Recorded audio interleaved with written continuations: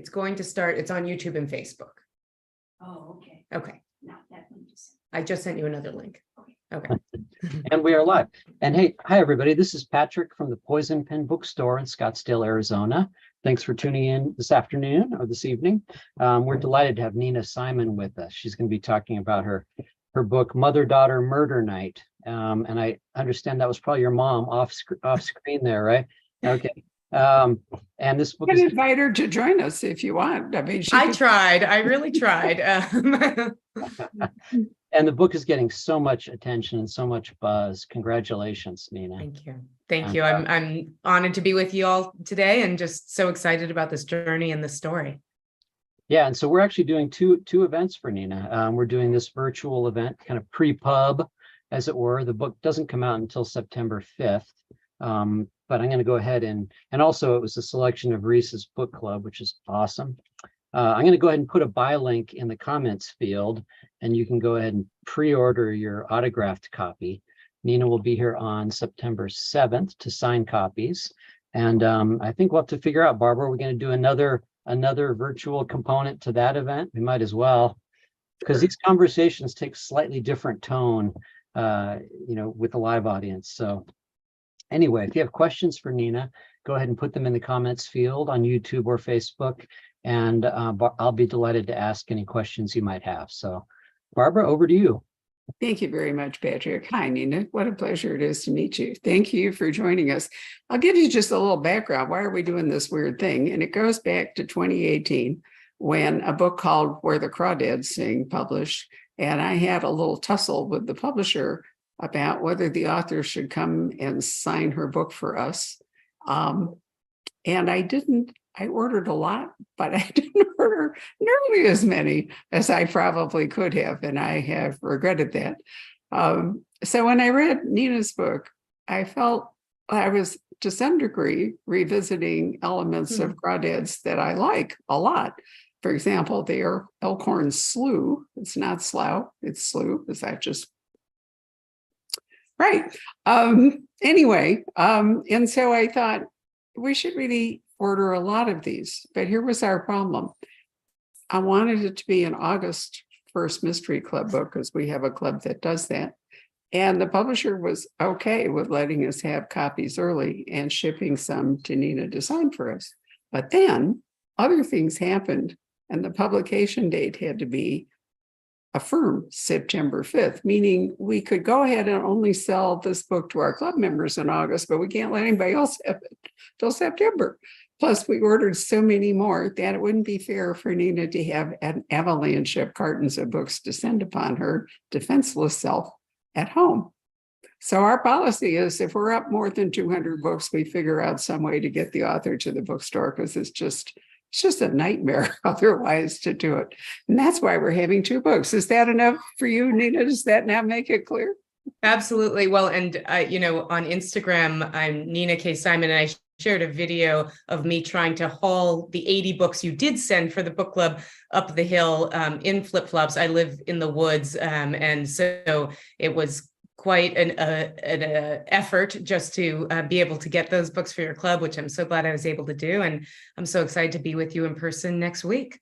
Well, thank you. I'm glad that you had an early illustration of, what it's like. But anyway, as you can gather, I'm really excited about this book. And I was excited about the book before Indie Next Pick and other good things that are happening to Nina occurred. So I'd like to, one of the things we think we do really well at the Poison Pen is to spot new talent and to acquaint you with debut novels. I think we're really good at it. We're going to be 34 years old. I wish I were, but the store will be on October 3rd. So we have a pretty good record, all things considered. So I hope that's a good luck charm for you, Nina. Oh, this whole experience of writing this book and the publishing journey has felt very much like a good luck charm. So I'm honored to be here. Wonderful. Why don't you tell us, if you'd like to, what your journey was, and you can edit it down if it's too long a version. So Mother-Daughter Murder Night is an intergenerational mystery. It's both a family drama and a traditional murder mystery about 3 generations of women. There's a grandma, there's a single mom, and a teenage girl who work together to solve this murder in this marine preserve, Elkhorn Slough, where they live. And I never expected to write this novel, let alone any novel. But then almost 3 years ago now, my mom, who, like the main character, is a tough, feisty LA Jewish businesswoman and a very young, hip grandma, got sick. She got diagnosed with stage 4 cancer, and it changed my life. I made some big changes to be able to go to Los Angeles and be with her and support her through treatment. And we were very lucky to be together during that time. But it was also a time of a lot of stress and, frankly, also a lot of conversations that were only about one thing. And talking about cancer all the time is not very fun. Talking about protein shakes is certainly not fun. And my mom and I have both always loved murder mysteries. And so one day when we were together having another argument about a protein shake, probably, we just realized we needed something else to talk about. And I turned to her and I said, what if I tried writing a murder mystery with someone like you as the lead detective? And, at the time, I didn't think, I'm writing this so that it would become this book. I thought, we are going to have a project and something that can be an escape for us, something that can be joyful for us, and something that I can put some of my energy into while I'm doing this caregiving and support for my mom. And so we started on this journey where in the mornings while she slept, I would sit next to her on her bed and type on the laptop. And then when she woke up, I would pass her the scene I'd written and go make breakfast, and we'd talk about it. And we really developed these characters together. My mom helped a lot with the research, and this project was about us having a connection and us having this escape. And then, of course, what happened is as I kept writing, as my mom kept giving me notes, we both realized maybe this was bigger than just our little fantasy and our little escape. And I started to feel that this might be the next path I was going to take professionally, and certainly creatively. I was all in, and it was for my mom and I this gift, this new center to our conversations where, yes, of course, we were still talking about her treatment and her healing. And fortunately, my mom's on a very good trajectory right now. But this book became a world we could escape to, that we chose, and that I could create based on the conversations we were having. That's an amazing story. I'm so thankful that your mom is on a good trajectory. Cancer is no longer necessarily a death sentence, although, we all panic at the very thought of the word. I have several reactions, but let me start with an easy one, which is describe to us where Elkhorn Slough is located. Yeah, so Elkhorn Slough is in Monterey Bay. And when you think about Monterey Bay, it's a sea. Santa Cruz, where I live, is at the top. Monterey and Carmel is at the bottom. Big Sur is down here. And then you're headed south to Los Angeles, about 4 hours from there. So Elkhorn Slough is right in the middle. And it is actually the second biggest estuary in California after the San Francisco Bay. So that means that you're driving along the highway, along Highway 1, which is the iconic highway that runs along the coast of California. And you get to the spot where there is a marina, there's an old power plant with big towers, you're on a freeway, there's railroad, but then you look to the right and you see the ocean, you look to the left and you see this river snaking up into these agricultural hills. You see otters, you see egrets, you see pelicans. It's an incredible home of wildlife and nature, and it's smashed up against a very active human environment as well. And I always find that, places that are on the edge of two worlds, whether it be nature and, human commerce, whether it be urban, rural, are often places where there's interesting friction, and interesting friction can mean conflict, and conflict can sometimes mean crime. So I've always loved Elkhorn Slough, both as a place I love to go to for peace and relaxation, but it's a spooky place. There is, the fog sits very thick there. And then you also have all these old abandoned farm shacks and these, snaking little creeks that go to mysterious places and shark hunting blinds and all kinds of rich, juicy spots for a murder to happen. Well, coastal California has changed a lot. My Stanford Yes. roommate lived in Monterey. So we used to go up and down when you drove Nice. into Saratoga, and then you Yeah. split off and went down Highway 1 and hoped that you didn't have a landslide, which happened to Yeah. me at least once. Oh, You had to wow. Back Yeah. up and go all the way back up to El Camino and, go south. And of course, it was more agricultural then Yes. than it is now. Monterey Bay is amazing. You can play golf or you can go to the incredible aquarium. And Monterey and Carmel they're almost anomalies. I mean, they're so special themselves. And then, to go past, as you say, the slough. I've always thought that the industrial towers were, remarkable. Well, they are, and actually, I'd love to do a mystery there because it's such an interesting thing that you have these two power plant towers right on the ocean, and they are decommissioned now. But one of the reasons they're still there, I talked to a lot of wildlife ecologists as I was working on this book, is that there are nesting raptors who love to nest at the top of those towers, and so now they've become kind of a natural resource to the wildlife in the environment. And it's one of the reasons the towers haven't been taken down, which is so wild. And you're right, Elkhorn Slough is on the north side of Monterey County. So it's not the wealthy Carmel golf course part, although that part plays a little bit of a role in this story. But it really is the agricultural, Salinas is called the salad bowl of America. And if you buy organic strawberries or bagged lettuce, it probably comes from just a few miles from where this book is set. And actually, this winter, the area where Elkhorn Slough was in the national news because it was a site of tremendous and terrible flooding in the Pajaro Valley, where thousands of people, mostly, Latino migrant farm workers, lost their homes to flooding. Right. But I mean, if you've got Santa Cruz here and you've got, it's an area where, as you say, there are lots of people with lots of money. It's so close to it that inevitably, I mean, we see here in Scottsdale, this constant creeping growth out into the desert. We don't have enough water for all the developers. Every day there's word of like some new developer and so forth. So Elkhorn Slough, needs a lot of protection if it's going to remain anything like it is. So, plot points. But anyway, it's a gorgeous space. The California coast, I think, California was never actually designed by nature and by geography, especially Southern California, for the number of people that live there. I mean, if you build up on a mountain in Arizona, you're on hard rock, you're on granite. If you do it in Los Angeles, you're on sandstone and crumbly stuff, and no wonder it all slides, away. I know my father talked to me because he traveled out there in the 30s, before the war, which really changed Southern California tremendously, about how beautiful it was, how agricultural it was, and so forth. So remnants like Elkhorn Slough, I think, are, really, really valuable.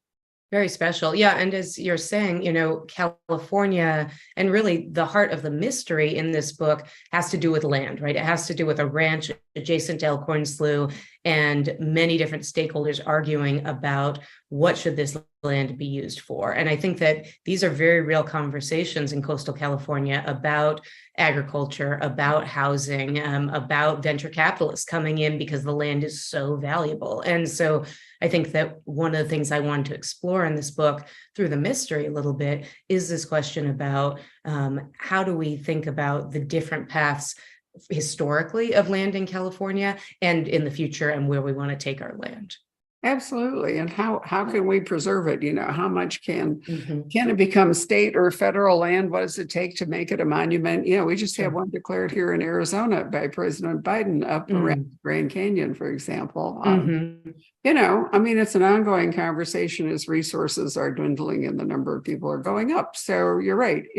It's crime, you know, crime fiction depends on conflict. And I've always loved that Sarah Paretsky line. I think it was Sarah, or maybe I just use it to talk about Sarah, that crime fiction cuts along the edge of social change and along, you know, social conflict. And I think the best novels, best crime stories anyway, do have that underpinning, you know, of real issues. It isn't just, you know, a kind of convenient plot or something, but there are serious issues and conversations.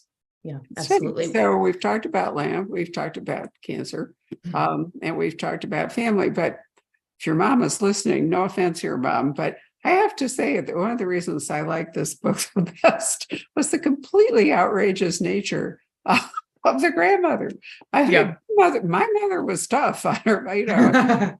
She could clear a room, but I don't know that I've run across anybody who quite like Lana before. And, you know, and Lana, well, you want to describe it, but the interplay between Lana and Beth and Jack is really remarkable. But Lana, I think, is really the driving force among the three characters. Beth tends to react to her. Jack is so young. What is she, like 15? That's right. Yeah, so she's, you know, she's not even a fully formed adult yet. She's trying to kind of figure out things. So Lena's really the engine here. So absolutely. Is your mom okay with that? Oh, absolutely. And actually, I would say more than any other notes, and maybe she's sharing in the chat, I don't know, but more than anything else, my mom and I spent a lot of time talking about Lana Rubicon and about how to portray her, how to walk the line of some of her rougher edges in a way that still gave her a path to love and connection with her daughter and her granddaughter, but was also real to this very tough, very judgmental, very fierce woman. And I think I had a blast writing her and felt like I could write her with love, because I feel like I grew up around a lot of, you know, fiery, strong Jewish women who, many of whom were single moms and who were fighting hard to be able to make a life for themselves in male-dominated industries, you know, making careers for themselves, but also to create opportunities for their daughters. And certainly my mom did that for me and my sister as well. And,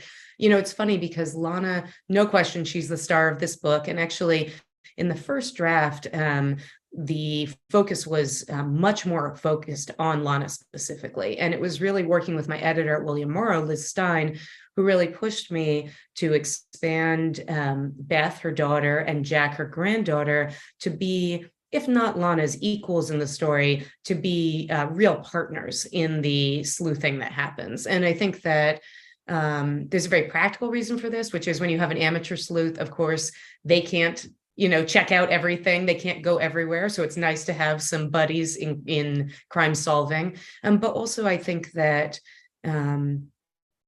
Lana is so outrageous and that's so fun, but it doesn't necessarily make her the easiest character to identify with. And I think that one of the things I've had a lot of fun with early readers, and I'd love to hear this from folks once you read the book, you know, which Rubicon woman do you identify with? Because I really hear different things from different people. And sometimes it's generational. People will say, oh, I'm Beth, I'm sandwiched between, you know, my aging parent and the child I'm trying to raise. But sometimes people will talk more personality based, you know. Certainly, I think that my mom and I joke about the fact that I like to say that all the good parts of Lana are based on her and all the bad parts are based on me, you know, that I think that I have experienced as a woman who, before I started writing novels, was a nonprofit CEO, was really pushing all the time, that kind of impatience, that kind of selfishness. And also, I think, you know, Lana is somebody who's incredibly independent. And I think her path in the book, in a lot of ways, is figuring out that it's not always a source of weakness to rely on somebody else. And I think that, you know, in some ways that mirrored when my own mom got sick. She and I and my sister all love each other, and we're all really independent women. And for us, it was a big change to express our love, not in a you're strong and good and doing your thing in your city, and I'm strong and good and doing my thing in my city, but really transitioning to this kind of interconnected caregiving for each other. And I feel like Beth is the character I learned the most from as I was writing this book, because I started out feeling like I don't know how to be a good caregiver. And Beth is a nurse. She's loving. She's, very honorable and strong, and self-sacrificing. And when I started writing this book, I admired people like that, but I didn't understand them in any way, because I identified much more with the hard charging my way or the highway Lana. And I think that for me, there was a lot of learning about how to embrace the Beth inside of me as I was writing this book. Wow. Okay. Well, I'm clearly Alana, so we can talk about that. But what I mean, let's start with Lana. Okay, so here she's clawed her way up to be a hugely successful real estate broker in Los Angeles, made tons of money. She has great connections, great social connections. She's a real power figure. And then not only does she lose her health, but she also loses her money and her business. So everything about her that made her who she was is suddenly imploded. Yeah, and I would say even more important to her, she loses her independence and she loses her power. And I think that I wrote Lana really thinking about a lot of women I know, maybe my age and older, who talk about feeling invisible or feeling that they are becoming invisible as they get older. And I think that Lana has worked her entire life to be seen, to have power and agency, and to not be discarded or made invisible. And I think that when she gets sick, I think there's even a line in there somewhere about,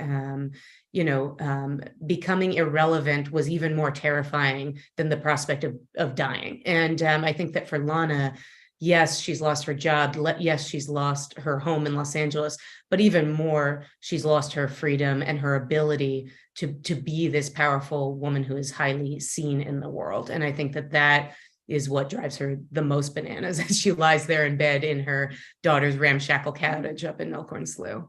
Well, I think you're right. And I think that for most people, the trajectory is as you get older, you become more vulnerable. Your health begins to, possibly fade. And it's easier to accept it if it's gradual rather than it happens in the rather abrupt way it happens. Alana, I, on the other hand, to be personal, was sort of like Beth in my 40s, and then I turned into Lana in my 50s. And now that I'm 82, almost 83, I'm probably even worse than Lana. So my trajectory has been the inverse. Oh, that's so interesting. You'll be, I also married into a very famous Jewish family. I'm a Rosenwald by marriage. So I've learned much about what you're talking about through, again, as I've aged. But children have had to cope with this transition. And I think it's been slightly confusing for them to watch mom get more like Lana instead of less like Lana. Yeah. Well, I think you should. I mean, why the heck not, And and frankly, I mean, you know this, but you look amazing. I never would have guessed. And it's funny, actually, Lana in the book is 57. My mom is 74. And when I first started writing this book, she was 72 and I wrote the character at 72. And then, in discussion, my mom really felt like, for people to care about this character, she's got to be younger. And so we made her 62. And then when I had an agent, my agent said, we need her to be a little younger. And so I'm like looking up all these famous actresses online, and Sandra Bullock at the time I was writing it was 57. And I was like, that's it. This character cannot be younger than Sandra Bullock. There are so many women who have so much power, much beyond even the age of Lana. I think, it's something that I'm actually really excited that I feel like there are more and more books with older protagonists. It's a thing. It's becoming a thing in crime fiction. There's a wonderful book called Mrs. Plansky's Revenge. I cannot, I'll give you one when you come to see us. Thank you. Mrs. Klinsky, an elderly Jewish woman in Florida whose children are to some degree fleecing her, is fleeced by a Romanian and heads to Romania when nobody else will help her in order to recover her money. Oh, wow. Oh, that it's sounds a fun. fabulous story. It really is. So I have children older than Lana, which also is kind of a weird thing for me. But anyway, Mm. Beth is where she is in part because she made some choices, not always happy ones, when she was younger. Mhm. And so in part, her life has been to learn to accept the consequences of choices she made and of Mhm. being a single parent Mhm. and so forth. So that's, a very different story, I think. Yeah, absolutely. And it's interesting that, both Lana and Beth became single moms to some extent and at not too dissimilar ages, but under very different circumstances. And they reacted to that situation very differently. And I think that, Beth is somebody who escaped Los Angeles to get out of her mother's control and shadow, but also to have a life that Lana might see as quite small, but involves a lot of beauty, a lot of connection to nature, and a very deep connection to her daughter, Jack, as well. And so I think that, a lot of the book is not about one of them, Lana or Beth, convincing the other one that they're right, but about two women who are strong in very different ways, learning to respect and negotiate and love each other for the different kind of strength and the different kind of choices that they've made, which I feel like is never easy in relationships, and maybe particularly in mother-daughter relationships. I think that Beth is somebody who actually, of all the characters, she's the one, I said I learned most from, but also did the most redrafting through to really make sure that her life felt full and didn't feel like, oh, poor Beth, she has these consequences she has to live with, but instead to think, wow, this woman has made a life that she's really defining on her own 2 feet, even if it's very different than what many people might choose. It's a life she's happy with. Mhm. I mean, she is. Everybody measures success differently. That's right. And the yardstick for Beth is quite different than the yardstick for Lana. So then at the bottom of this, is Jack, Yeah. who, is living with her mother, Beth, and they have a life that they both value. And then suddenly crashing in upon them is Lana, who not only, is so different, but also is very needy, even if she doesn't want to be. Yeah. Because, here she is with cancer and, treatment is required, or maybe, will she just give up, or is she going to actually, and then on top of all this, Jack finds a body. Mhm. That's right. And Yeah, and Jack is this now what? combination. Oh, sorry, go ahead. No, I was just going to say for Jack, she's already had this load sort of dropped upon her, and then suddenly she finds a body. And by finding a body, as everybody knows who reads crime fiction, the person who finds the body becomes a suspect, right? It's just, that's the way it works. Yeah. Yeah. And I think that Jack, at 15 is very adventurous. And at the beginning of the story is starting to itch a little bit against the smallness of the world that she and Beth share. But then her world becomes much bigger in ways that she would not have chosen or guessed, namely her grandmother taking over her room and she's moving to the couch, and then finding this dead body and getting embroiled in this murder investigation. And so, it's funny, I have a daughter, Rocket, who's 10 now. She was 7 when I started working on this book. And I like to think that Jack is the kind of teenager that I hope Rocket will grow up to become like. I mean, my daughter's already a real outdoor adventurer, but I think of Jack as somebody who is adventurous, but very responsible and really ready to pitch in and root for her family and for her mother and grandmother to form a kind of relationship and to form a real relationship, and one that is no longer as strained, and not necessarily in a saccharine way, but I think that Jack has had this world that is just her and her mother and this beautiful marine preserve where they live, which I guess is kind of a crawdads connection in that way. But when Lana comes I think Jack is very generous to look at it as something that opens up her world, as opposed to something that takes over her world in a way that she is not possibly open to. Well, I think we have to remember that while Beth chose a smaller life away from, Jack didn't get to choose that. That's what That's Jack right. has grown up in. And so it's almost inevitable that, she's going to want to expand those boundaries, even though it may cause her, to regret some of the things that she could lose, or to worry about some things Sure. that she could lose. So it's kind of an inverse dynamic, with Beth. That's right. I mean, That's children right. don't get to choose the place, that they are Yeah. living and the people around them. And she's 15 is one of those kind of pivotal ages, it used to be, and I think in France, it may still be, or maybe just became the age of consent. So, when people lived shorter lives, girls got married at 13, they Sure. were moms by Sure. 15, and, here's Jack. Well, And- my best friend is a high school ninth grade sex ed teacher. And so she actually helped me a lot in thinking about where is Jack at developmentally, to think about some of these identity challenges she has around, not knowing her father, being a biracial girl who, is not connected to one side of her identity through family. And then also just, developmentally, how do you deal when these major things come into your life? When you're a teenager, everything is an 11 on the scale of drama. And certainly finding a dead body is way off the charts in a lot of that way.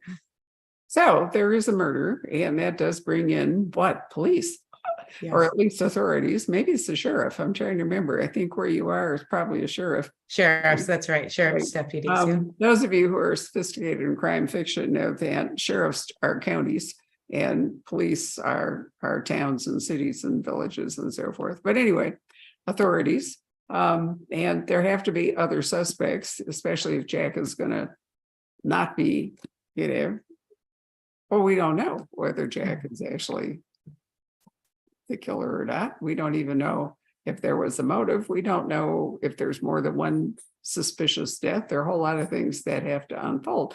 So, one of the reasons I like this book better than Crawdads is the plot makes a lot more sense. It really does.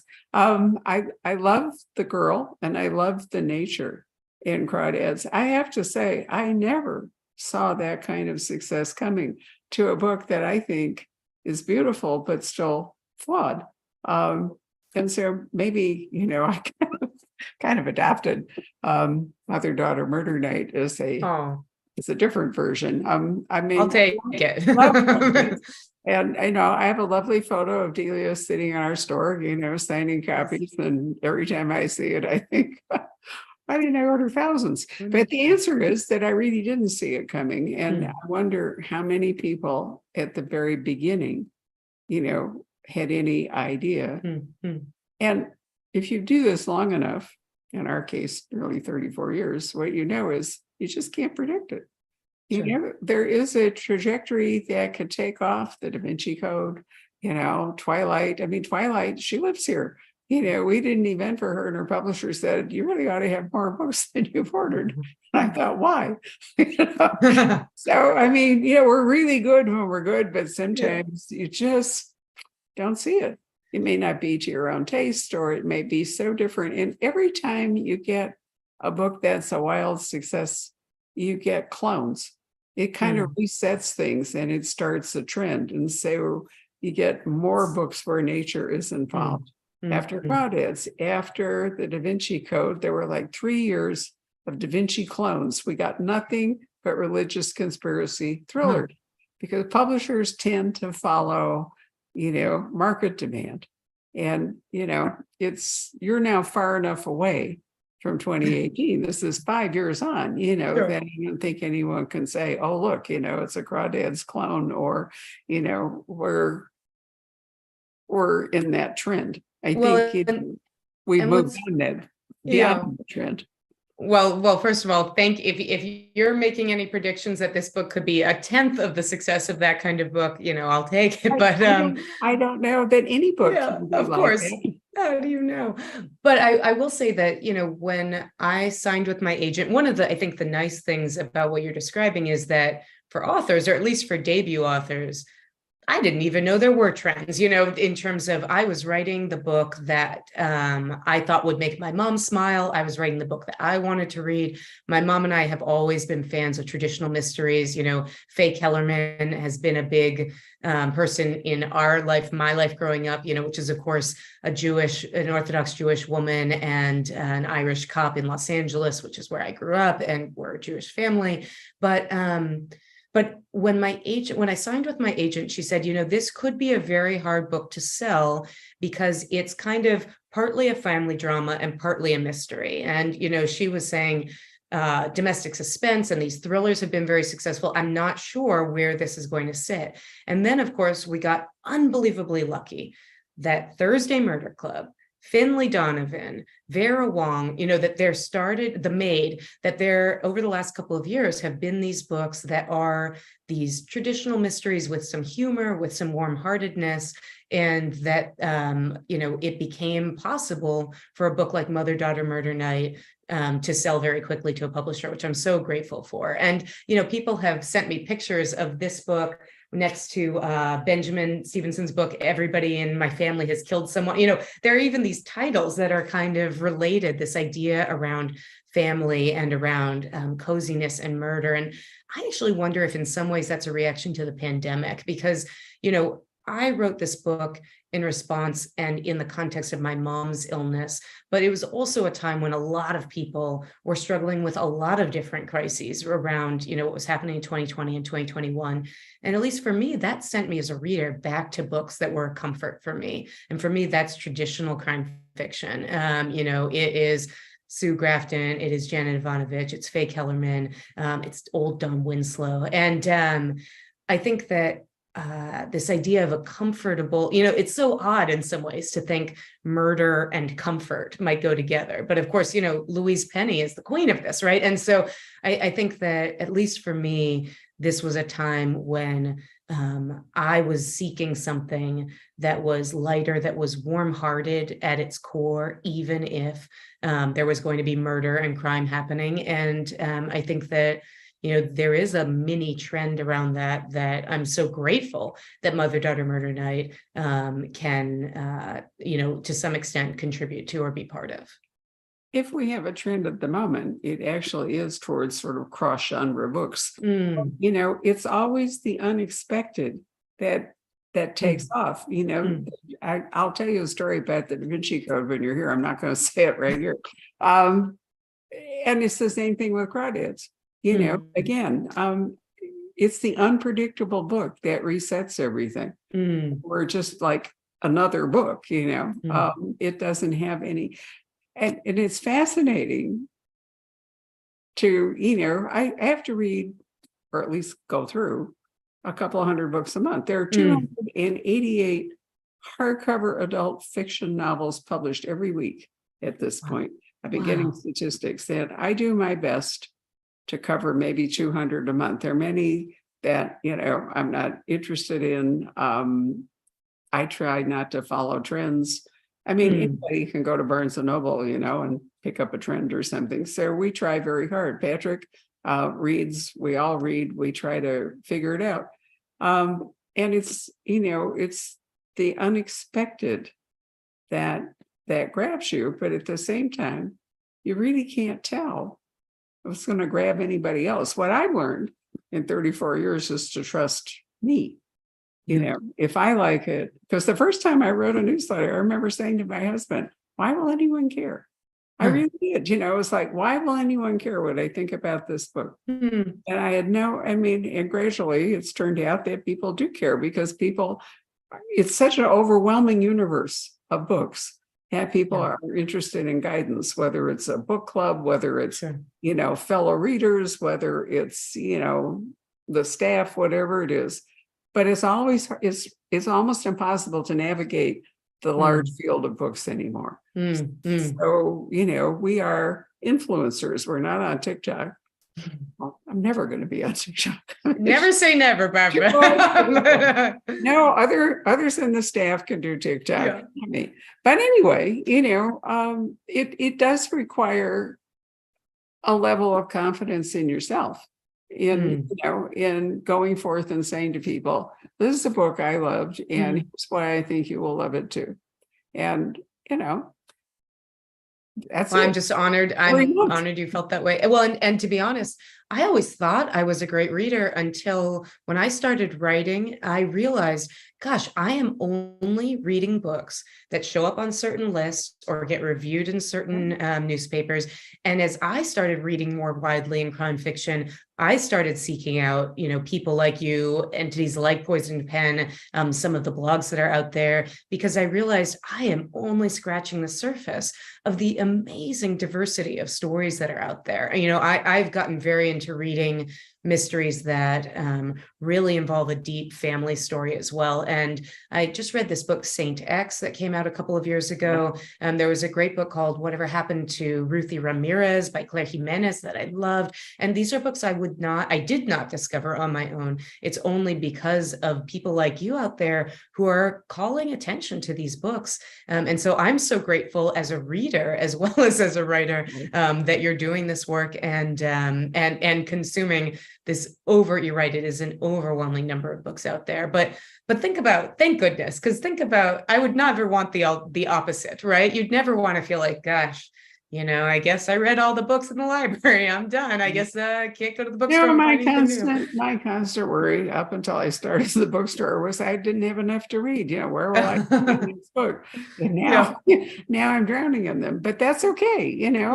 One of the other things that we really work very hard on here is to look for independent press books, to look for books that are not getting a lot of hype, a lot of support. The New York Times is not reviewing them, whatever. Sure.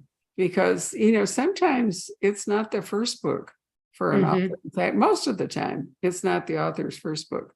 It's a later book that really takes off. Sometimes I think there's kind of a wisdom now that's like the seventh book in a series is reading kind of enough readers stick, to kind of make it work. On the other hand, sometimes authors run out of gas at book 5 in a series because they've said all they have to say. So, sure.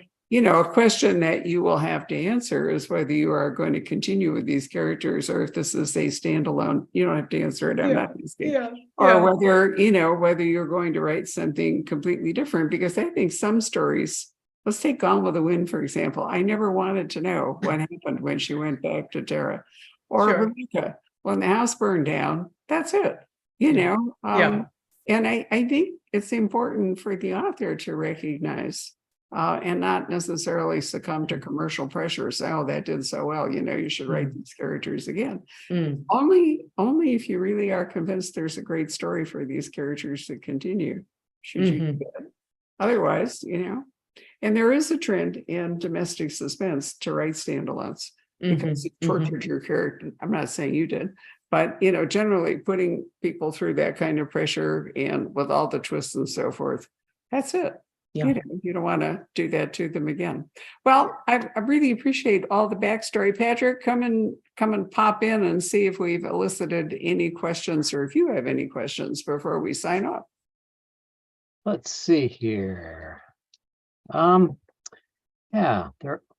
There are a few questions here. However, I think you may have covered these. Robin would like to know, how long have you lived in the Santa Cruz area?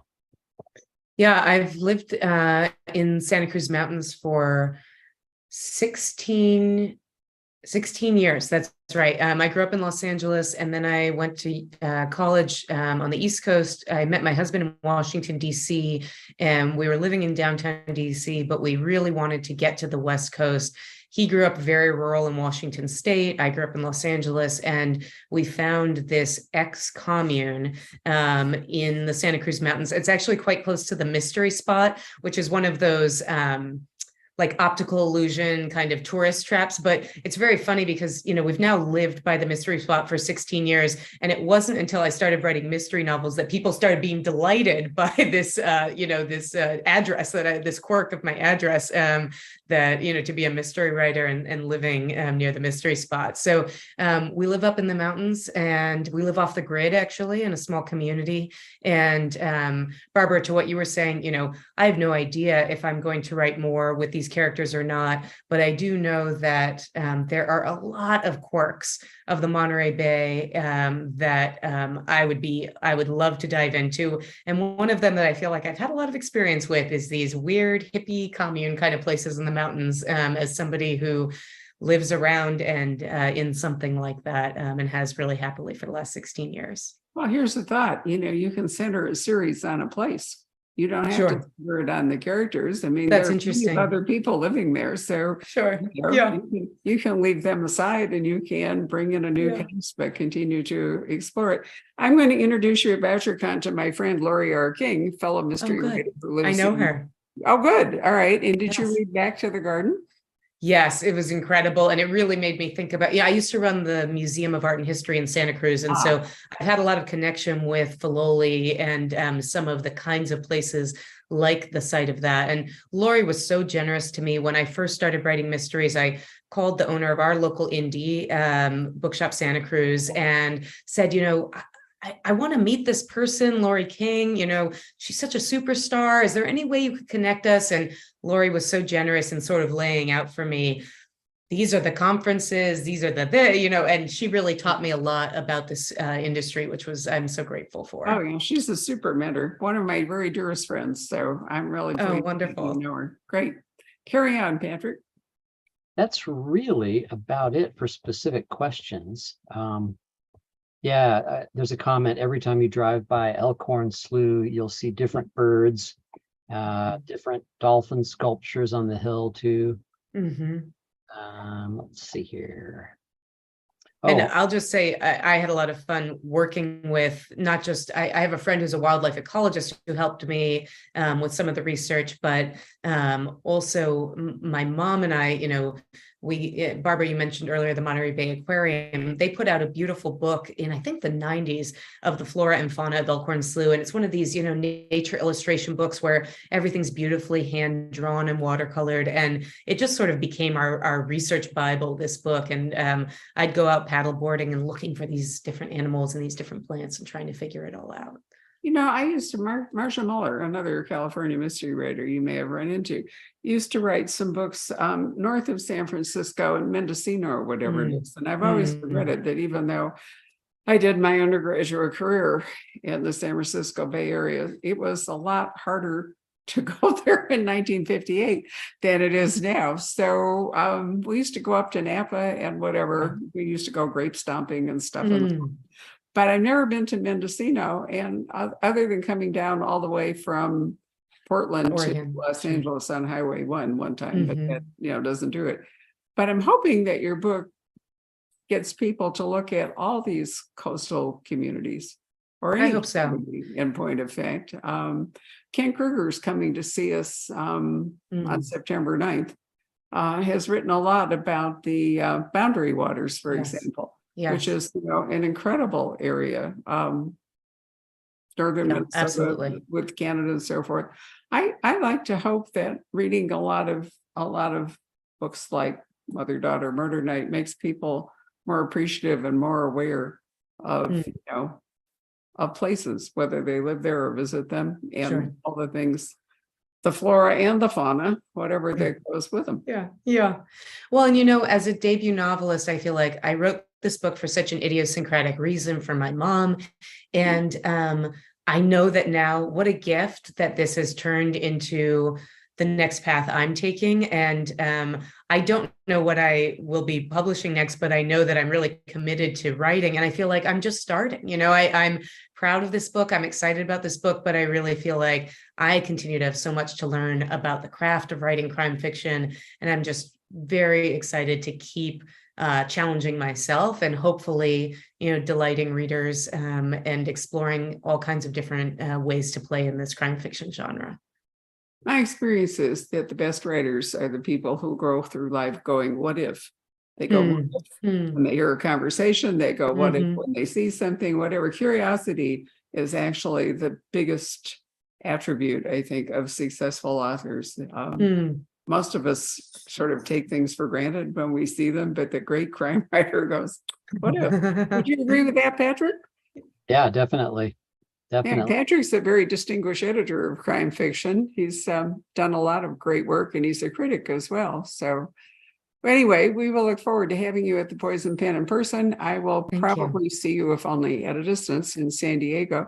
I hope so. She mentioned going, maybe not on screen, to BoucherCon, and I will remind you all that BoucherCon is the international mystery conference named after Anthony Boucher, who was the New York Times mystery critic for many, many years, because it's a weird name. And if you don't know that, you will wonder, why is it called BoucherCon?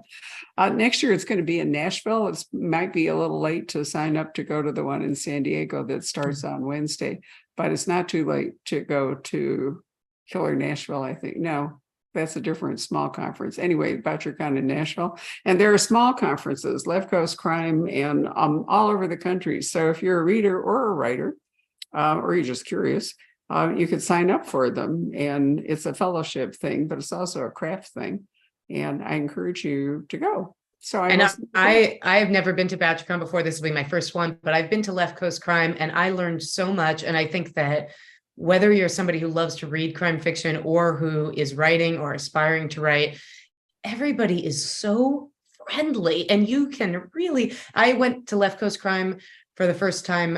It was 2 years ago when Mick Herron was the guest of honor. And I am obsessed with his books. And my only goal for the conference was to get to talk to him once. And I ended up, he was like the first person I saw. And I went up to him, this extroverted Californian, and he, this very nice, reserved British guy, and his wife just sort of accepted my enthusiasm. And I sort of stuck to them for the next 4 days, whether that was to their chagrin or their joy. But I learned so much, and it was just a peak life experience. And I just highly recommend going to one of these if you're a mystery fan, because everybody is so generous and so excited to talk to other people who care about this genre. Wow, what a lead in for me to say that Mick Herron, we will be talking to him on September 8th, the day after we talk to him. Wait, he's not coming in person, is he? No, I was just going to Okay. say, but John Sanford, one of our dear friends, is such a Mick Herron fan that he and Patrick and Mick and I are going to do the conversation, which I think will really be fun. But I agree with you. And I have to say, his new book, which is not a Slough House book, I loved Mick before he ever wrote spy fiction. He used to write other kinds of books. But this new one has maybe one of the best opening chase action scenes, anyway, that I've read in a long time. But what I really love is the sheer snark. I mean, he is so, and it's Boris Johnson. You absolutely know that the prime minister about whom he is snarking is Boris Johnson. So anyway, it's a great book. I love his action. I love his humor, but I actually love his diction most. And when I heard that he had originally been a poet, it really made sense to me, because I think that nobody hits an image and then gets out of it with the kind of precision and restraint that he does. I think he's extraordinary. Yeah. So Patrick, you're loving Mick's book. Do you want to chime in there? No, I mean, I love the writing. That's the thing. I mean, it's and he's such, as you say, Barbara, the snark is really great. But I love his sentences. Yeah. But he has a particularly British sensibility, at the way he goes at institutions and the rest of it. There's an author I'm currently reading called T.E. Kinsey, who is actually Mick Herron in 1912 with Two Women. And it's one of the best, now book 10. And it's published by Amazon in the UK and over here. And I live for these books because it's in its own way. It's sort of like Mick Herron, completely unexpected. Right. The big theft is that of a custom bicycle seat, which leads in all kinds of ways about what did women actually wear to ride bicycles and how were the seats constructed so that women were not made miserable by sitting on them for so long, right? Who would know? I mean, I love it. Anyway, we said enough. Thank you very much, Nina. Give your mom our best. And I will look forward to seeing you here. Sounds great. Thank you so much. And I look forward to being there and with your puppy, who's been very good through this whole hour too. He's out. I can hear him.